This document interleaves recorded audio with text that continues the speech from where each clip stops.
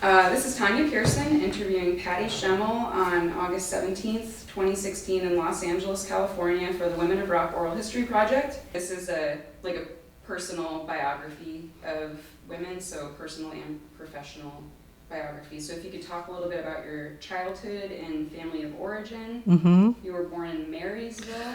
Yeah, I grew up in Marysville. I was actually born in California. But, I grew up in Marysville. It's a pretty small town, and it's north of Seattle, and it's kind of between Seattle and Vancouver, Canada. And growing up, I have an older sister, younger brother, and I was just music was pretty important to me. And, my family always encouraged listening to music, playing music around the house and stuff.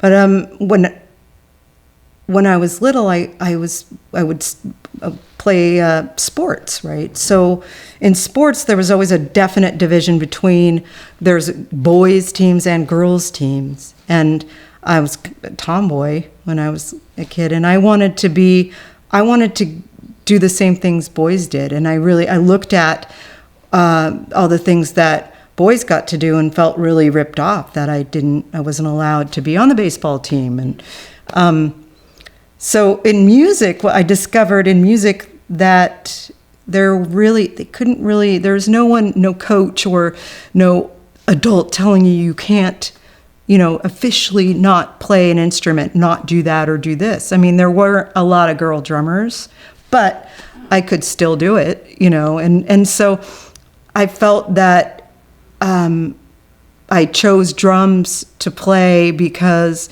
it was such a physical thing. And a band came through my school, and I saw them play, and I liked the drums. And I didn't see girls playing drums. So that became, my whole world was playing drums. You're the only daughter, right? I have an older sister. Oh, you have an older sister? Yeah. Okay. And then your brother, Larry? Larry, yeah, he's a year younger. Okay. What was your relationship like with your siblings growing up and your parents? Yeah. Your mom in the documentary, I love. She just seems like she was really supportive of you growing up in a lot of different ways. Yeah. My sister, she's a couple of years older. She introduced me to a lot of music just because she was older, and she would be listening to records, and I heard the Clash for the first time, and the Boomtown Rats, and the Sex Pistols, and she would just get all kinds of records, and on the rare occasion she would let me listen to records with her, so that was, I'd always listen to whatever she was listening to, and the Cars, stuff like that. And me and my brother were just, fans and record collectors, and so we would just, we were really big into Kiss. Yeah. And your mom brought us. Yeah. My mom and dad brought us to a Kiss concert. That was our first concert. And back when I saw Kiss, it was like 78, the Dynasty tour, and it's full-on rock show with all the theatrics, plus Peter Criss's drum kit, which is, the size of a small apartment, and that's what I wanted. I wanted to be like that. I wanted that, those drums, wanted to play like that, and it was about, it was big arena rock too, Rush and Van Halen, and I went to all those concerts. And you saw Rush? Yeah, like 3 times. Yeah. I know. Maybe it's like a rite of passage. Yeah, I don't know. It was so in Seattle. Back then, it wasn't like Seattle was a very important place for a band to stop. If a band came to Seattle, only pretty big bands came. It wasn't like, and they would, it wasn't like LA or New York. So, Rush, Van Halen, those bands. Yeah. And yeah. but anyway, it's a lot different now. Seattle's kind of like Yeah. a spot. But yeah, but also my mom in particular really supported me doing whatever I wanted in whatever inspired me creatively, no matter if it was for guys or girls, you know. And she would always point things out to me like, look, there's a woman driving a dump truck, or there's a woman, you know, working on a telephone pole, or whatever. If there were any women ever in our midst that were doing unconventional, traditionally unwomen-like things, she always made a point to point it out and say, you can do that too. Yeah. Yeah. What kind of student were you, and what was your like school experience like? In school, I felt, you know, I really not good with numbers, and you know, I mean, just pretty average student, you know, and I think that now that I'm older and I'm a parent, and I think about that there are many different ways to learn, and in the school I was at and where I grew up, there's one way, and that's the way that you're taught. And I think that if I was able to explore different ways to learn things and get excited about it, then, you know, Yeah. it would have been a different experience. But I found ways to make school interesting, you know, that if it wasn't for school band, I definitely wouldn't be the musician I am today. There was school band programs, and that's where I learned to read music, the basic bits of music, and to begin there. And that's where I learned to listen to other musicians and dynamics. And that was the beginning of music for me in school band. Did you play drums in school band? 'Cause Yeah. You started when you were 11? Yeah. And how did you choose the drums? I chose the drums just from seeing bands and, you know, listening to music, and I just felt so connected to the drums, and that it was so physical. And I felt so, that I guess I was so, like, I felt really wound up and angry as a kid. Yeah.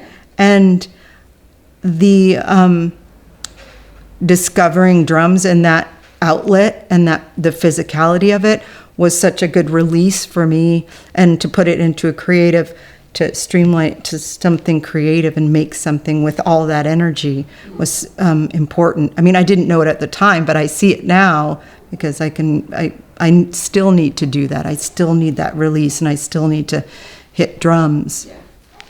Yeah. Did you know of any female drummers, or like, did gender not even play into your decision to choose the drums? You just... Yeah, it didn't come in. Gender did not come into my decision to play drums. And I would put on the radio and put on my headphones and play along to the rock station, and it was all kinds of music, all kinds of drummers, and just, you know, just try to play and have that sort of, you know, that or close your eyes and picture myself playing in a rock band and playing, you know, to a million people. Yeah. And yeah, so I just wanted to play.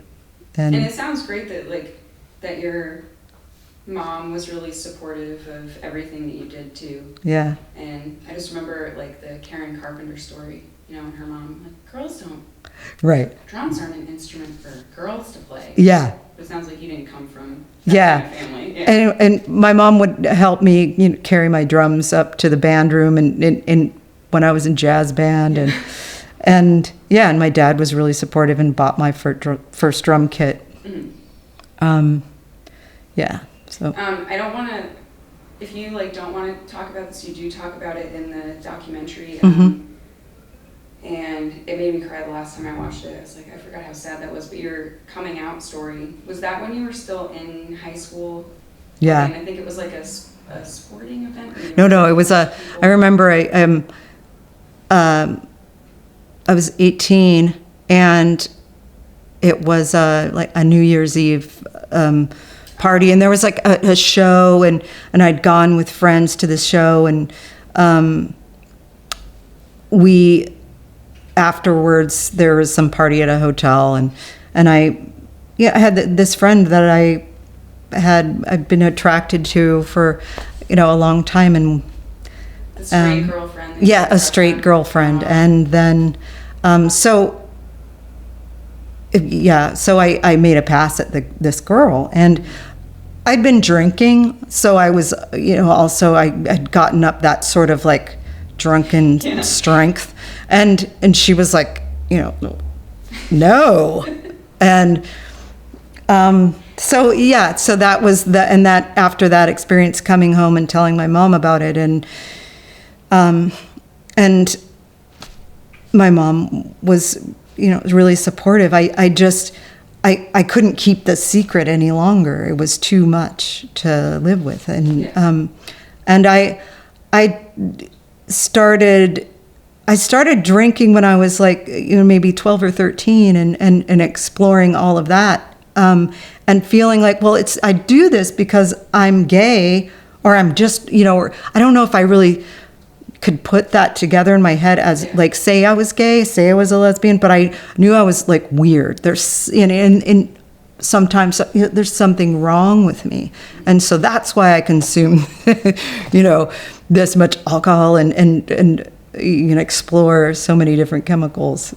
Did you know any other gay people like at your high school, or was it? No. So you were the only one. Yeah.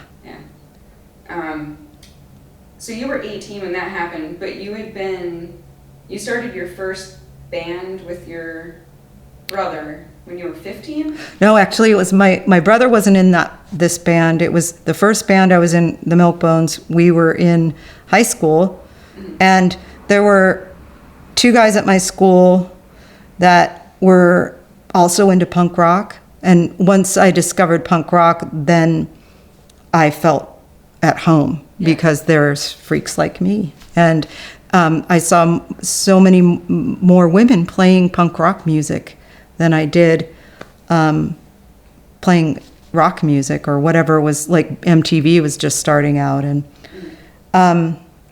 so I started writing songs and playing drums in that band, and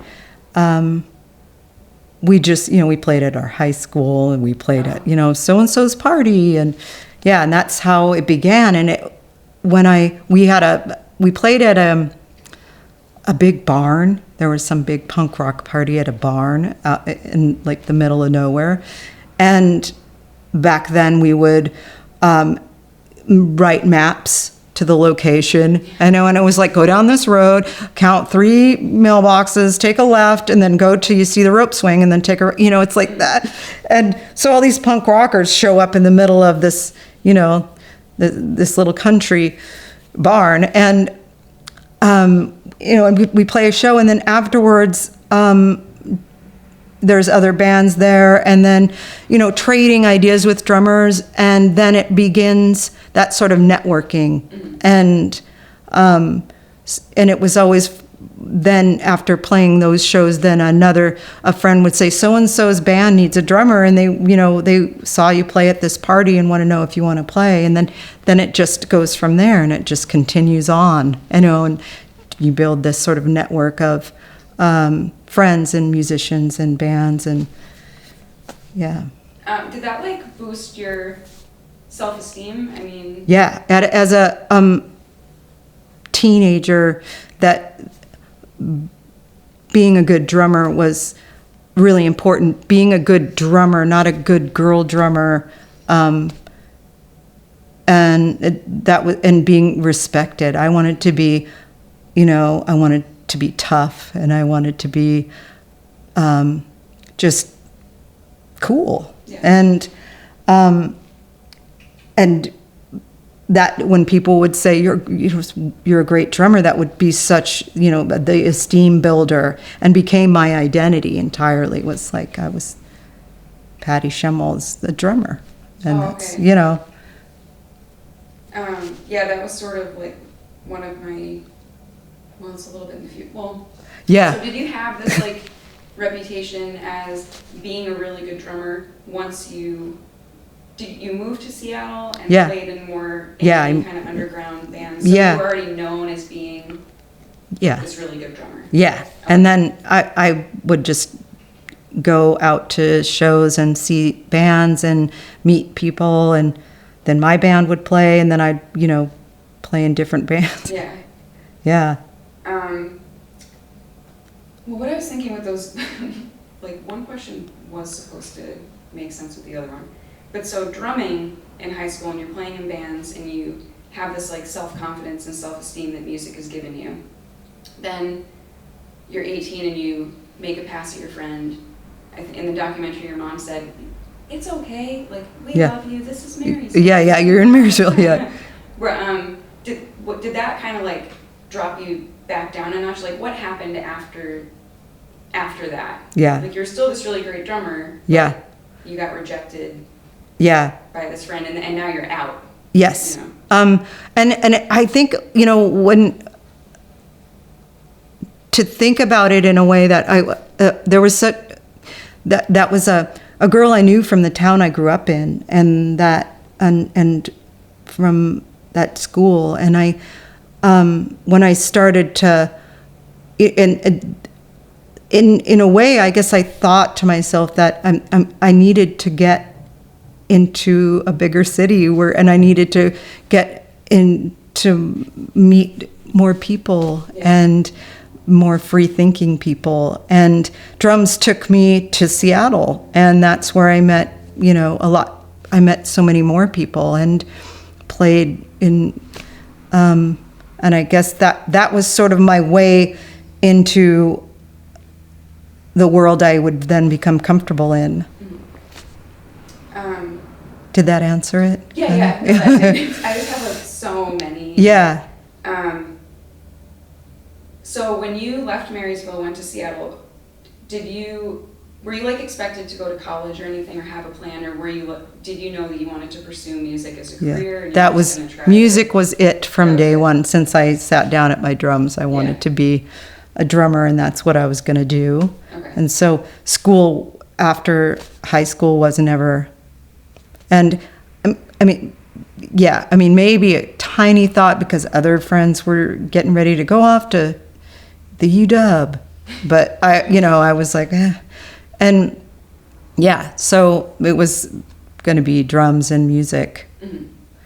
And you played in this band Sybil. That was with your brother. Yeah, that was with my brother Larry. Sybil was. Okay. Yeah. And just like retrospectively, that band was actually pretty big in Seattle. Was that like a popular?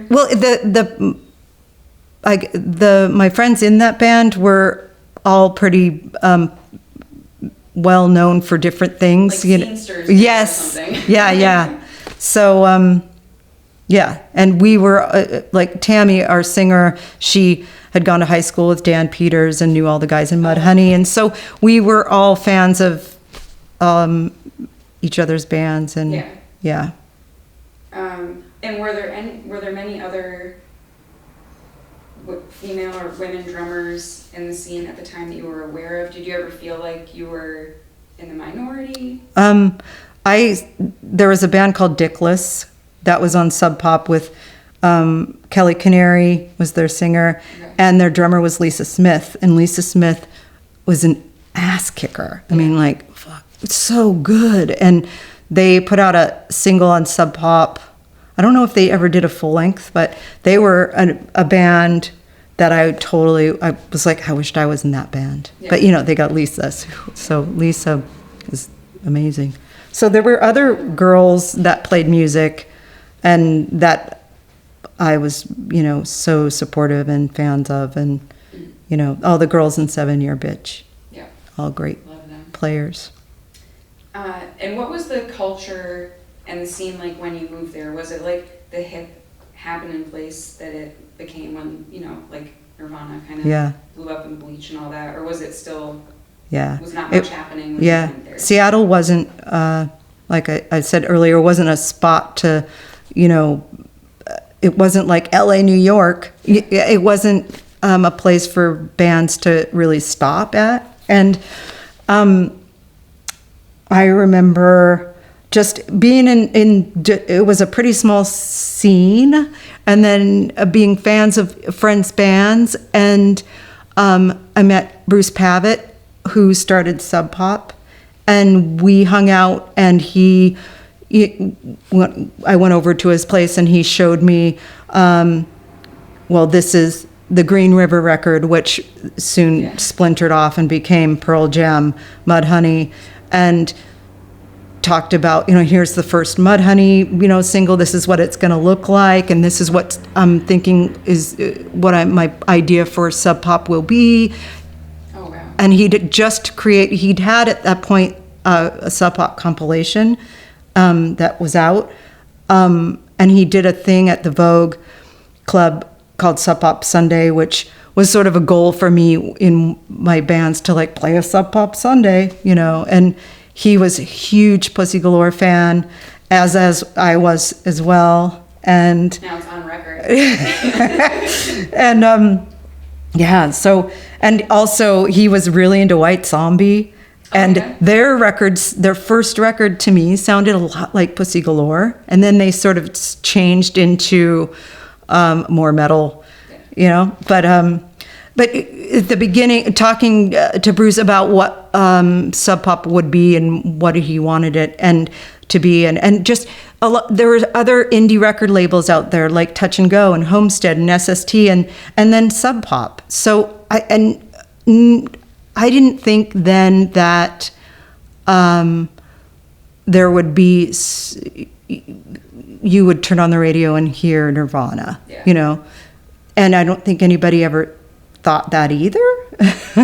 Mostly Nirvana, probably. Yeah. And so when Sub Pop began and they started putting out records, and then Nirvana, broke and it was huge. It was pretty crazy, and Soundgarden had put out a record on a major, and that was pretty cool, but it wasn't like the craziness of Nirvana, which... Yeah, I actually forgot about that everyone... I don't remember where I heard it, but, everyone thought Soundgarden was the band. Yeah. You kind of make it. Yeah, and what was great about all these bands that became crazy huge was that I would see them at the small clubs, at the beginning and actually Chris Cornell was the original drummer of Soundgarden, and I forget who sang, but and then they switched and they got Matt Cameron, Matt Cameron was the most amazing, idol. I idolized him as a drummer, and now he, on a larger scale, everybody respects and loves him. But back then I was like, and I got to see him play in all these little tiny bands and sort of like hone his craft and do his thing. And I guess that's what Seattle was then, and small clubs and indie labels and friends putting out friends records and that, that kind of thing.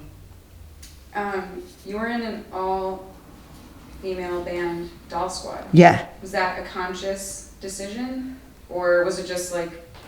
Yeah, I think, the Helen, who started the band, wanted to put together an all-girl band. Okay. And I wanted to be in an all-girl band. Yeah. Yeah. And I guess, one other question I wanted to ask was, in Hit So Hard, you mentioned, it was really briefly, that your, drinking had always sort of gotten in the way of your playing. Mm-hmm. It just wasn't that bad, but that you'd been kicked out of bands or... Yeah.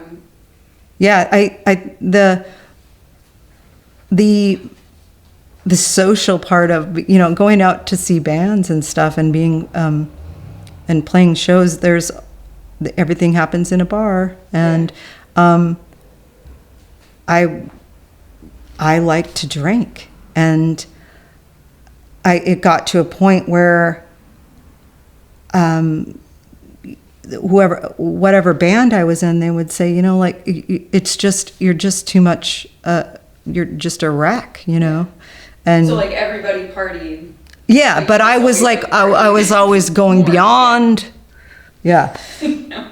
So, so then I started to think about like, you know, just, I had to like rearrange everything. So, okay. And then you sort of put these sort of rules around it, like boundaries, like, oh, I won't drink before I play and then afterwards. And it becomes, this crazy recipe of trying to control behavior.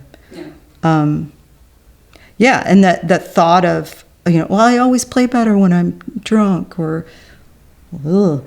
But I when I started playing at 11, I had never had alcohol or drugs, so I knew what it felt like to play without, you know, any kind of mood, mind altering drugs. And I could feel the difference when I would have a few beers. I couldn't execute things the way I wanted to, and I wasn't as fast, and I didn't have that stamina, and it wasn't sharp. So, so I knew it affected me, but I was just like, I don't care. You know, that was the thought too. Like this thing that was so precious to me, I just started to think after a while that, I'll get through, just like in school, you know, like in elementary school, I'll just get through it. It's like, mediocre. Was that the thing that was making life easier too? It's just like, oh, why would I get rid of routine? That self-medicating, that thing that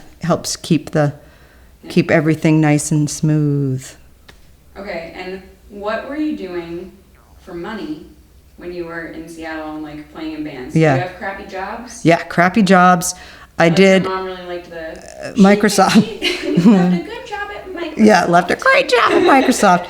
Yeah, I worked at Microsoft, and I worked in the warehouse, and this was back when there was like floppy disks and DOS 3. The beginning of computers. I know, but if you're a computer person, you would know. You'd be like, oh, DOS 3. And electronic mail. There wasn't even AOL there. And so I would go to this warehouse job every day and then come home and play shows. And then after that, then there was another job doing telephone installations, which was pretty lax, but still, like, it's hard to like work kind of a sort of construction job when you're hungover. A lot of jobs like that, you know. And then I guess I can just let you, if there's anything else that you think is important or like pertinent about your pre-whole days in Seattle. But if you could like talk, right, so Kurt Cobain was the person who like introduced you to Courtney Love. He wanted you to drum for Nirvana. But then, you know, then Dave Grohl, and then Kurt introduced you to Courtney. Just how all of that happened, like how you met him, how you met Courtney Love. Yeah. The tryout. Yeah. The way that, like I said, there's all the time of playing in bands and playing around Seattle and just watching other bands. So I saw Nirvana play, and early incarnations of Nirvana at this great spot in Tacoma called Community World Theater, and it was an old movie theater that this guy Jim May had created a show space, and so my band Doll Squad played there a lot, and Nirvana played there. Maybe it could be like one of their first shows, and this was even before Chad Channing was the drummer. Oh, okay. And then, and so just a lot of shows like that, and then a show at the Central that when I was in Doll Squad, we played with Nirvana, but that one got canceled. Anyway, so through that there was I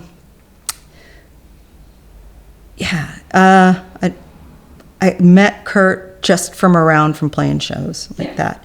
And Dylan Carlson and Slim Moon, a friend from Olympia, all the folks from Olympia too. They had cool bands there, and they had a kind of a different thing happening in Olympia. There was with Calvin and K Records, and that sort of naive artist simplicity, and that sort of I really liked what Heather Lewis was doing in Beat Happening, and Bikini Kill began.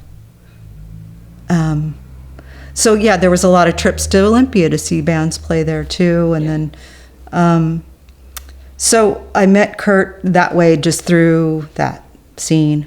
And I'd moved to San Francisco while I was in Sybil.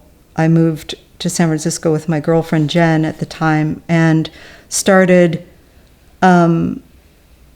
trying out for different bands in San Francisco. And I mean, I had to play drums. The girl I was with, she wanted to move to San Francisco, and so I was going anywhere she was going. So, and so then it began again.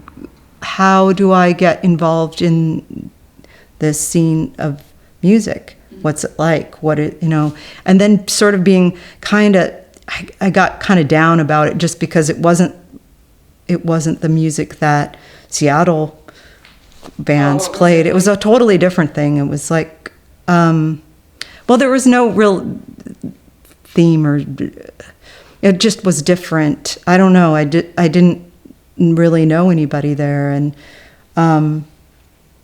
I tried out for a few different bands and played in played some shows, and then I was in a band called Dumbhead, which was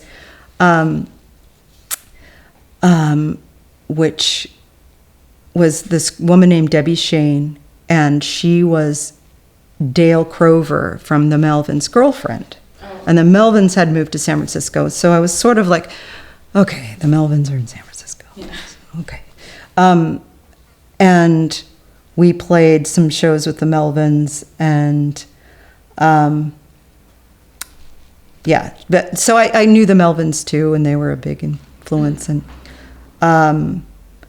when Nirvana kind of took off and got big,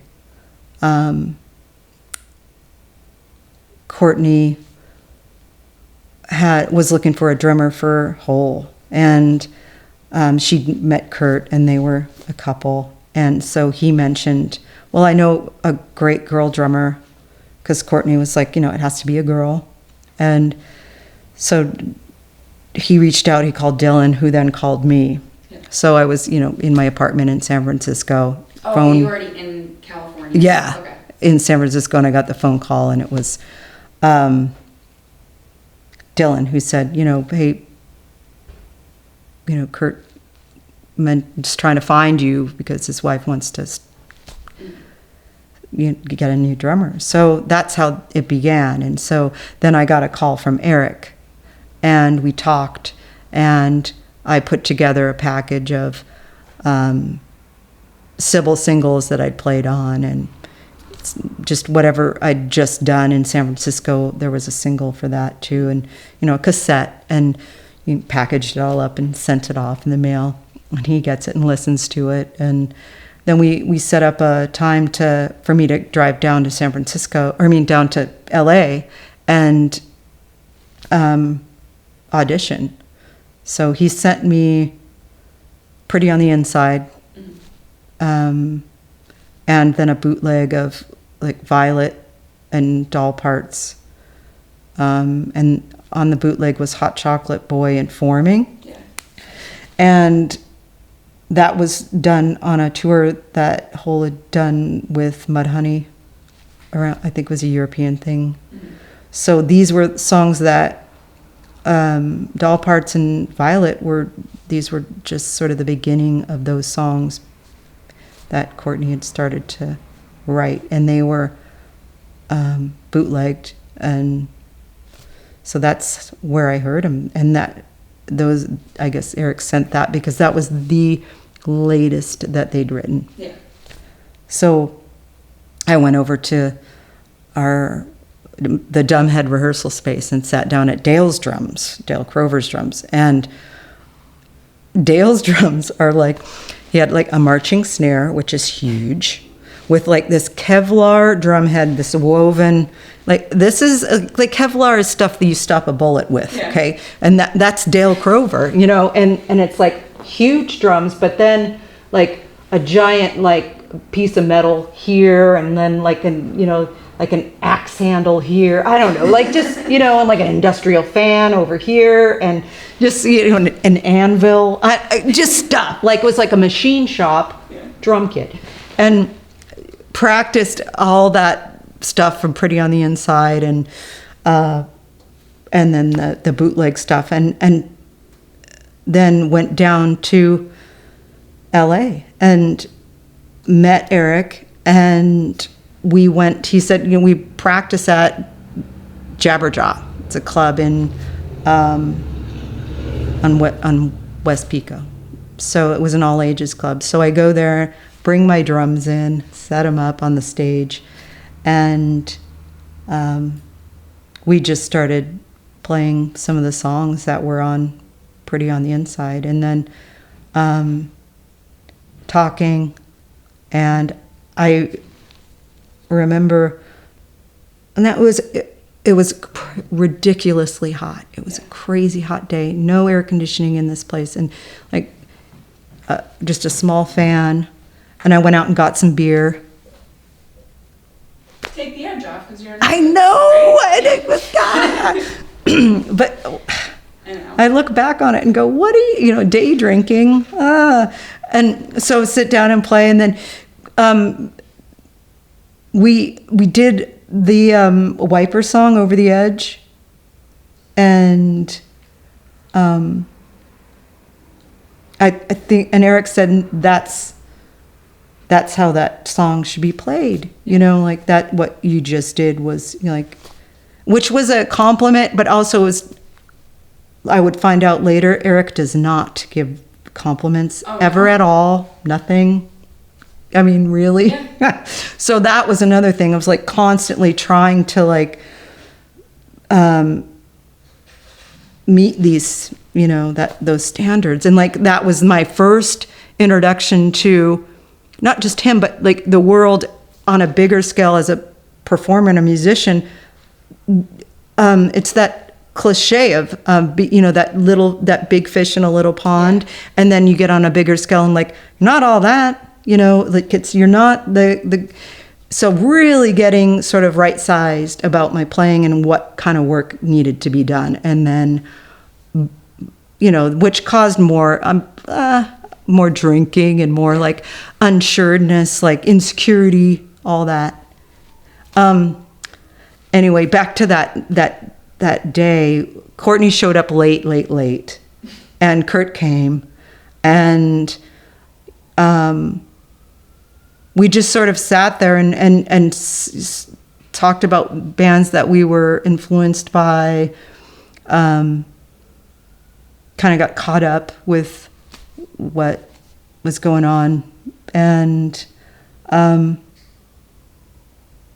played, just, wrote songs, made up stuff. And then Courtney said, if you don't have a place to stay, you can stay at our place. And they had an apartment on Spalding in Hollywood. And I went there, and in their apartment, all laid out were just records. Like they just listened to records nonstop, and then made fanzines. Oh. And so I remember the one record that was out and they like put on immediately was Mazzy Star, She Hangs Brightly, that first Mazzy Star record, listening to that a lot. Yeah. And I was listening to it too. And I mean, it'd come out before, but it was one of my favorite records. Then I'd been listening to it. So it was just, it felt good to talk about music and find this, the same sort of we had the same interests, same style, and also Courtney and I talked about women that we were influenced by, and bands like Frightwig was a huge band for me, and she knew the girls in Frightwig, which at that time I didn't, and so she would, was talking about living in San Francisco and knowing those girls, and also Babes in Toyland and Cat, and just talking about and the Runaways too, talking about how important they were. So that's how it began, my playing in Hole. And the next day I went back to San Francisco, and that was my birthday actually. When I did that audition, I turned 25 like that day.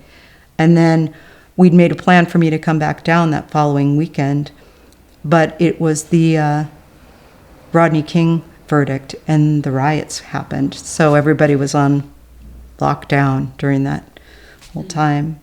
So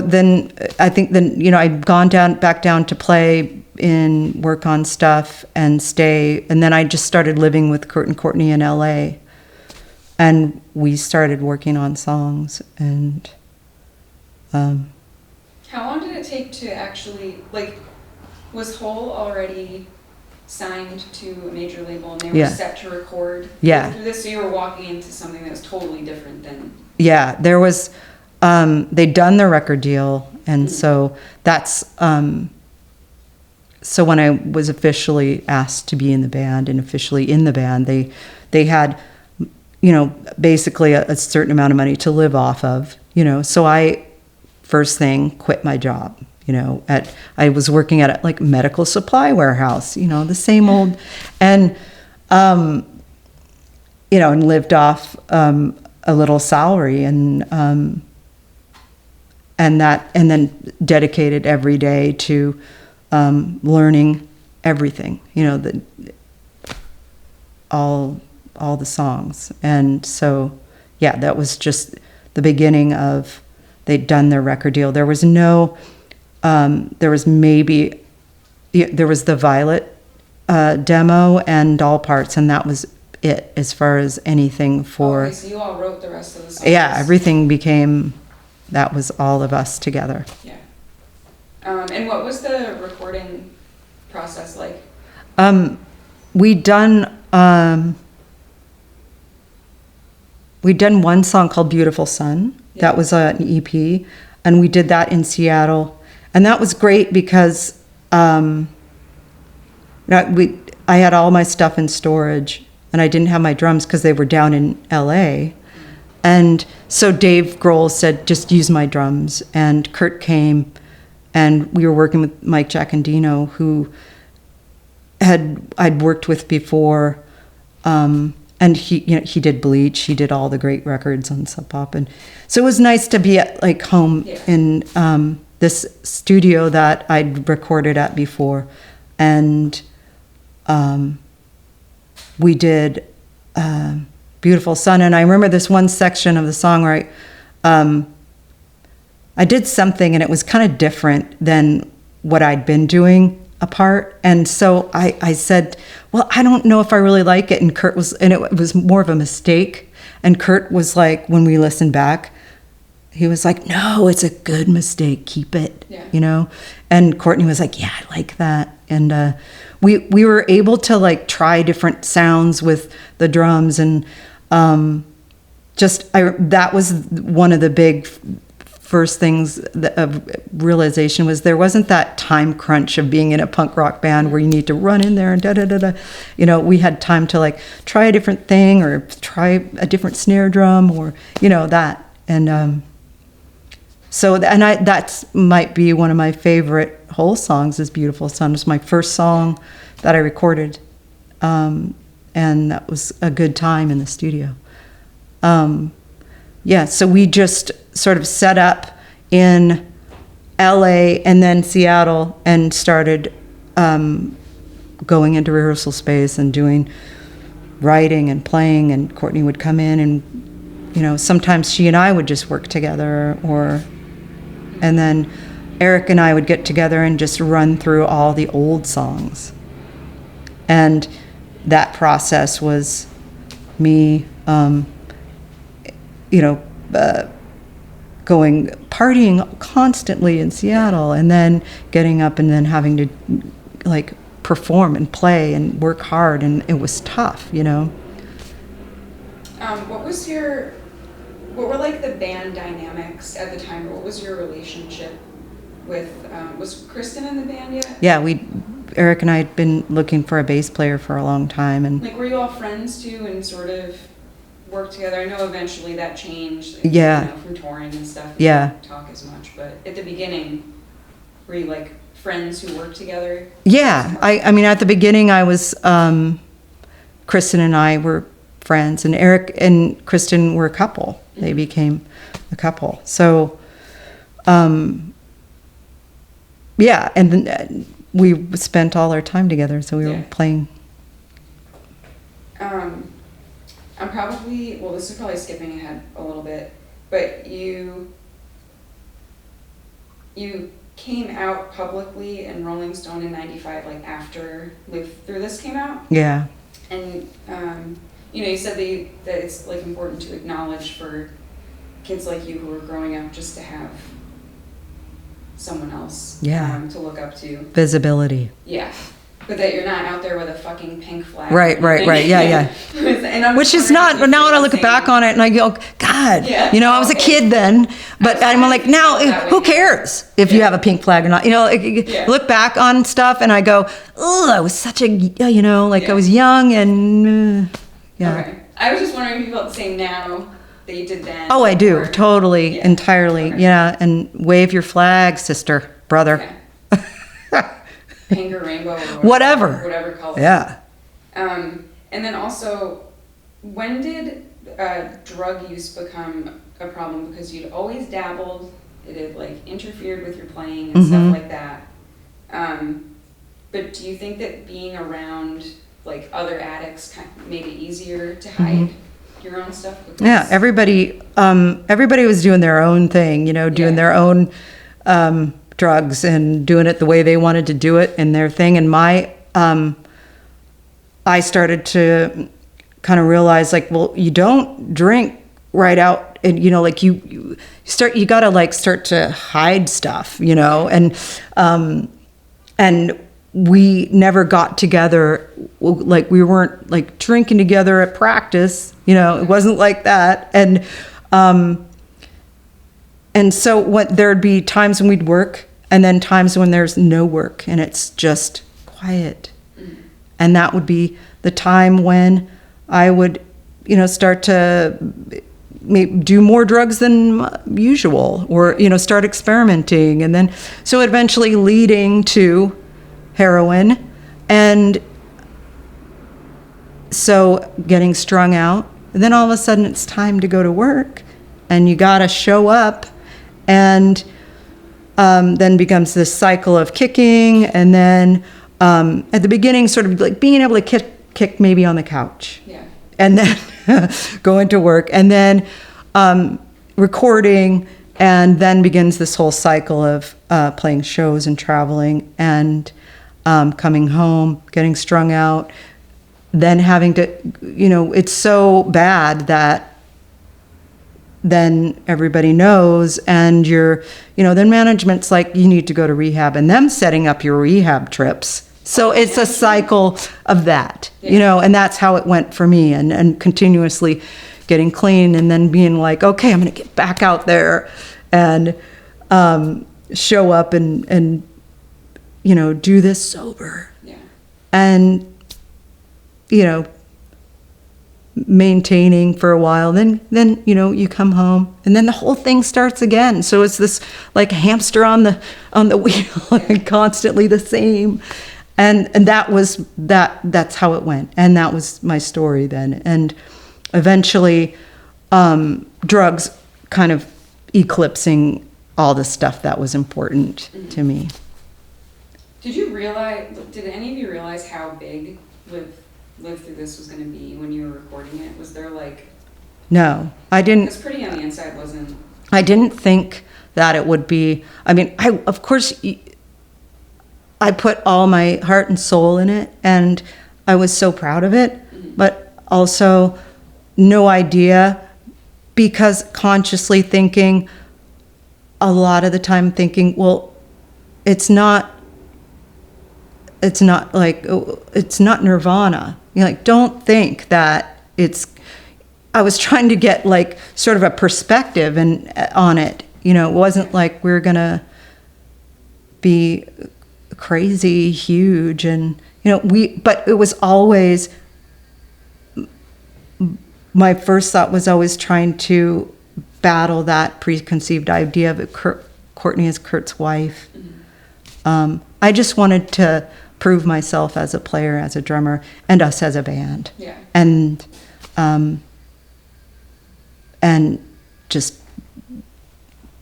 give it up and see, do a tour, do the deal, and then see what happens. Yeah.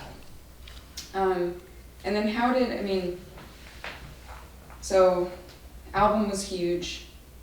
Kurt Cobain died before you guys even went on tour, and then Kristen died. Yeah.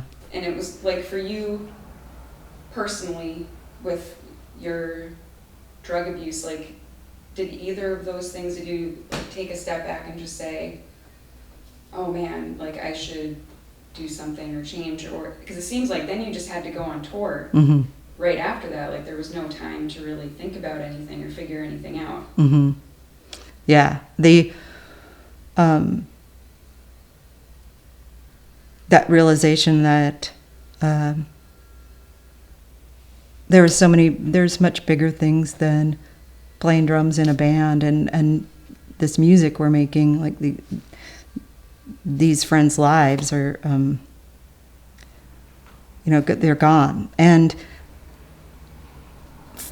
then being also lost too at the same time. Yeah.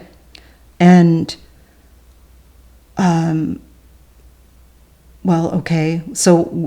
let's continue the band, and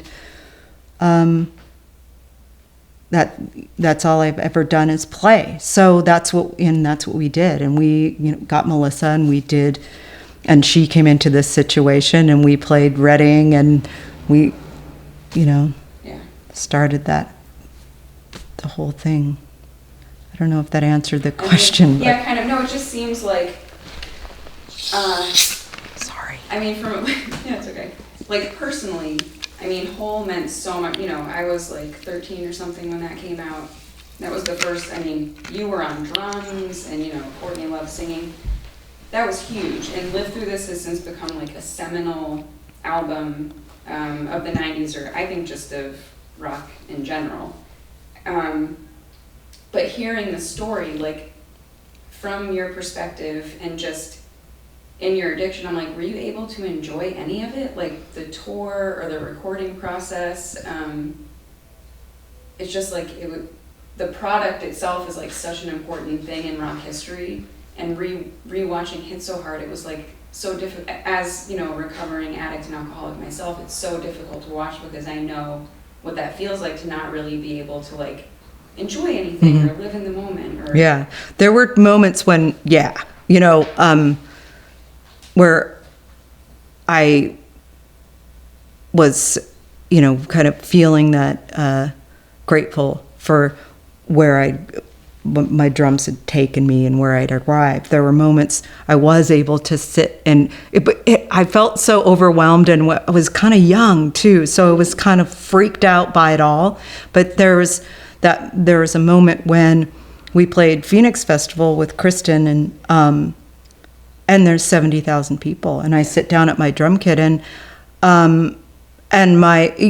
it's a sea of people, and I remember just thinking, don't look out there at all. But what I was there was what I'd imagined when I was 11 with my headphones on, playing to Don't Fear the Reaper or whatever, That's what I was thinking about. So I was able to connect those things and be grateful. But there was also just so much. There were so many things connect. I mean, there's a struggle within it all too. I'm not saying that. I mean, I feel so grateful, and it was a gift, but also not easy too. You are the first woman to ever appear on the cover of Drum World magazine. How did you feel about that? Here's the story with that. I was never on the cover, and this is a...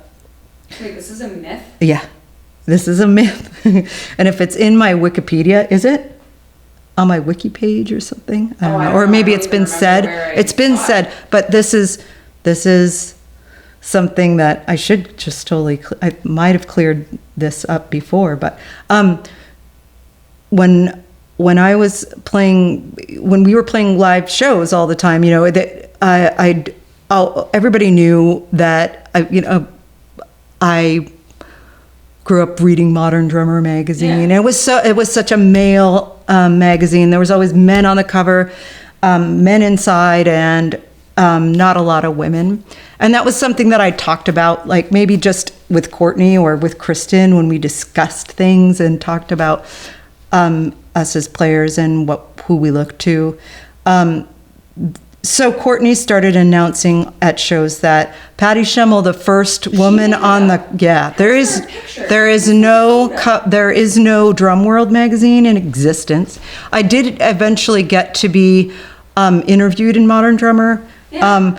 So she started to say that to just sort of put some sort of maybe like plant the seed in the world. I don't know. That is so weird. Now I wish I remembered where I saw it, because there's even like a photo. Oh, there's a photo from the cover of Deneuve magazine. Someone photoshopped Drum World on it then. Oh, really? It said Drum World. I was like, oh, there it is. Oh, show it to me, because I'll send it to because you. that was a total myth that Courtney created, and she would do that a lot she would say something to make it real. Yeah. It's like self-actualization. Yeah. I do that too. I'm like, I'm going to interview Patty Schemel. It's like before I email people, and then I just hope they say yes. So, I mean, that was one of the things that she was always really, like supportive of all of us. It's so funny. Yeah. Okay. Frank, one of your biggest influences for a really long time. Yeah. Just stuff like you've collaborated with a lot of people, but Frank contacted you to drum on the Goofy Foot EP. Okay, just what is that like to have one of your like musical idols contact you and ask you to play with them? Yeah. When Frank contacted me, I was first of all super freaked out, but also all the things that connected me to her were things that I could talk to her about and felt comfortable about, and I needed to say those things to her. Thank you for being out. Thank you for singing the songs you sing. Thank you for being a punk rocker. Thanks for just everything, just for your existence. Thanks for being visible.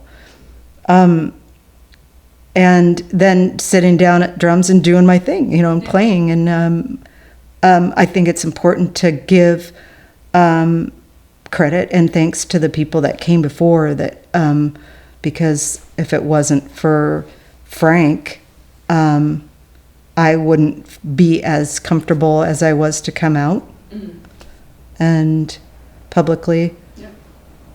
Yeah. Okay, I gotta try to skip.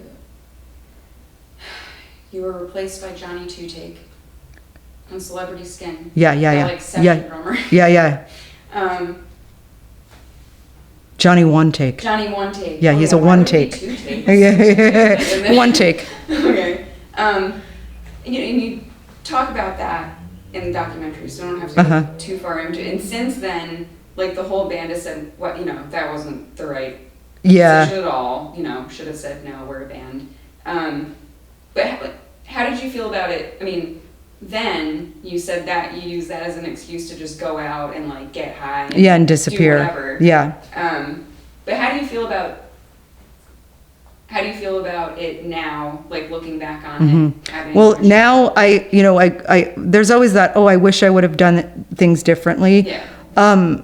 But the way I reacted to that whole thing was exactly the way I was supposed to, and the way the addict that I was would react. And I was able to, just drift out into, crack heroin island and stay there for a long time and just check out, because first of all, that's the way I dealt with any difficulties. Secondly, my identity was I was the drummer of Hole. Yeah. And now that's it. There's nothing else at the time. That's the way I thought. That's all I was. So now what? And so now I know, of course, there's so much more to me than that. But that's, and I guess I could say that I had that experience, and that there's no path. Every path takes you to where you need to go. Yeah. So I figured out what's important, And if I didn't do it that way, I wouldn't have figured it out. If I didn't lose it all, I wouldn't have figured out that, Yeah. I like cooking or whatever. Whatever it could be. I like coloring and drawing. I don't know, just different things. And so yeah. Then a couple years ago, I had this Christmas party, and some friends came over, and this friend I hadn't seen in a long time. We were talking, and the last time I'd seen her, talked to her, was back during that whole time in the recording process, and we were talking quietly, and everybody else was in another room, and she and I were just kind of like looking out the window, and she said, that it was a tough time, and I guess I should have been there for you more. And I said, oh no, it's okay. And she said, have you ever seen that guy, what's his name, since, or heard about him? And she goes, what was his name? And I said, I forget. Yeah. I've forgotten what his name was. And for a person that I cursed that person like on a daily basis, it's not that he did what he does and that's his thing. But I mean, just the fact that his name was gone meant to me that it's over. I mean, that anger and that resentment and all that stuff is not there. Yeah.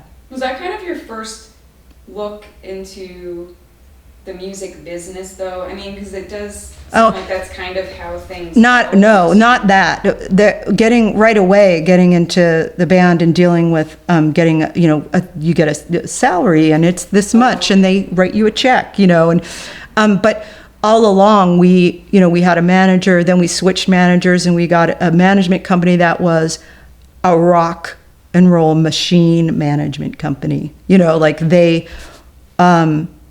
booked the private flights for this band and did, so I got to see what was, wow. So this is how it all goes down, Did you have a say in anything, or were you just? To a point, but not so much, I remember really wanting to not play the MTV Video Music Awards when we did in 95, I think.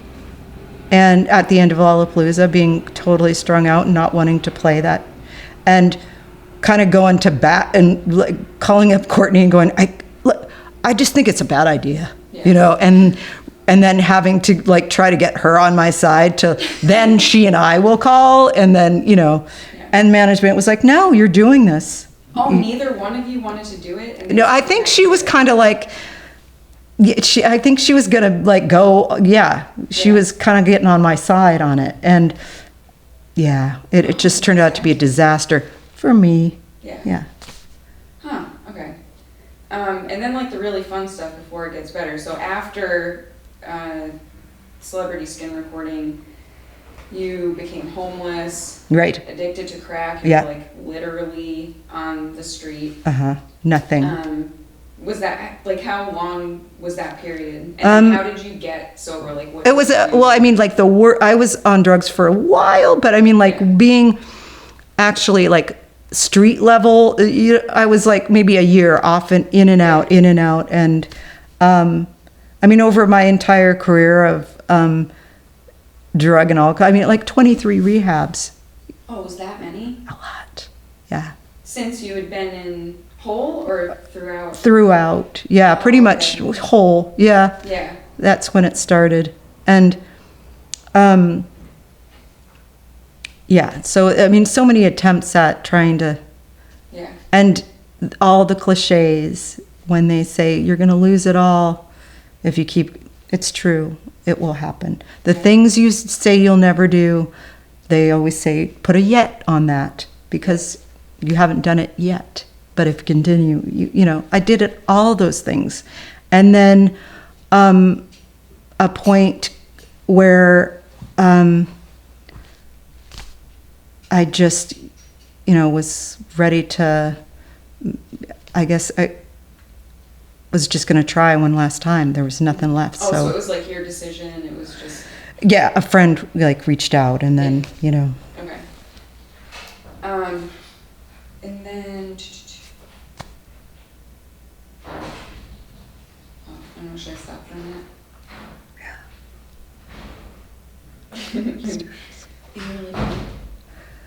Okay. Good? Yeah. Okay. And then, okay, so also, what was early sobriety like, and how long did it take you to like feel better and rediscover? I mean, you play in bands now, and you teach at girls' rock camps, but how long was that process, like to kind of find the joy in playing music again? At the beginning, really, it was really difficult at the beginning. I mean, the first thing that happened was that relief of not having to, not waking up and being, first of all, not knowing where you are, and then having that relief of, okay, I'm in a safe place, and just the simplicity of, here's what your day will be. I live in a sober living. My day is this: make my bed, go to a meeting, read a, you know, whatever.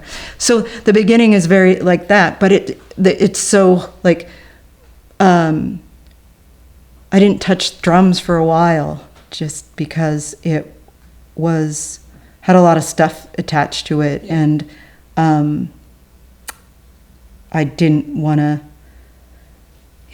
just sort of like conjure it all up. But so I just sort of listened to what I was told, and I was told, get a job. So that's what I did. And just kind of be open to whatever comes along. Somewhere in the world, I have faith that I'm going to be okay. So that, you know, it led me to working with dogs, which became, you know, it gave me a thing to do every day. I'm responsible for these animals, and they depend on me. And and that's a simple thing, you know. And I need, and it takes me out of myself. So anytime I started to feel like so feel sorry for myself, or, you know, down, be of service to someone or something else. So that would start with the dogs. And then that grew into a business, and I started my own business, and life got good. And I maybe 2 years into doing that, I then started to play drums again, and just slowly, you know, get back into that, and you know, fell in love, got married, and then had a baby, and that being a mom created this thing inside that what I want to show to my daughter is the same things that my parents showed me, women doing things that that they can do anything. Women you can play guitar, you can play drums, you can do this, you can do you can write code, you can be a scientist. Yeah. And so I want to show her all these things. And I volunteer at Rock Camp for Girls, and I bring her. She's been coming since she was 3, and I'm basically I'm with her during the day, and I play music at night. So this one day, I was talking to one of the directors at camp, and I said, I don't know if I can come this year because I have my daughter during the day, and she said, well, bring her. And so there are other women and their moms too, that volunteer. And so she would come in and, just kind of hang out, and the interns would watch her while I taught drums. And she would see women doing all kinds of things every day and putting strings on guitars, running a PA, repairing a pedal, soldering. Yeah. And that's what I want her world to be. It's that. And just for the people who can't see, there's a child-sized drum. Yes. Drum kit. And there's a drum set now available to her at any time.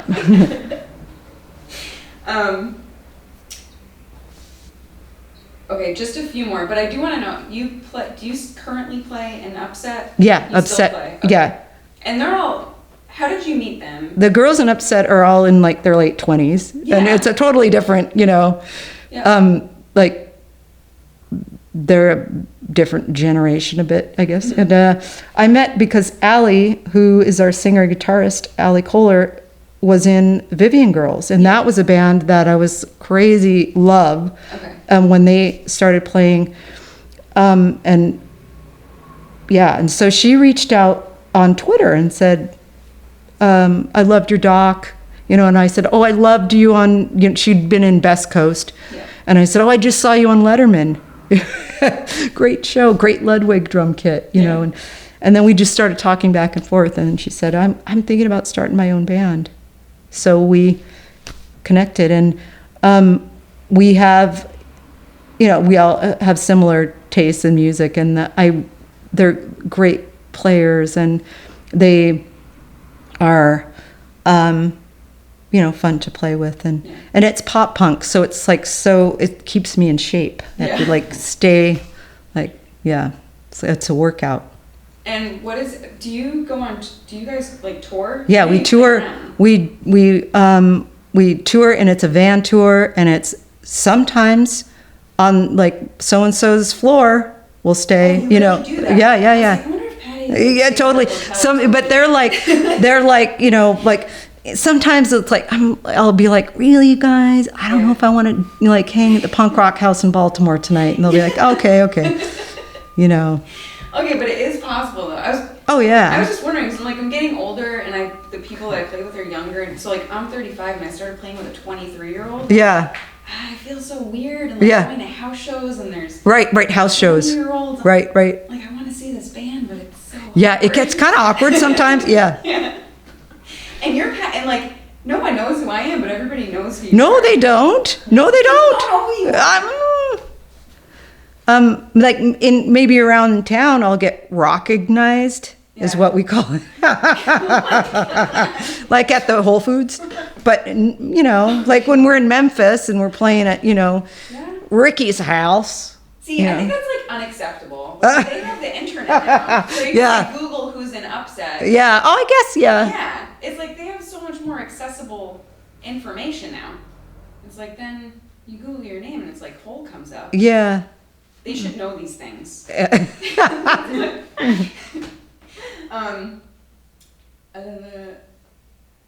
Okay, and this is like sort of because I don't know what you're supposed to say when I ask you this.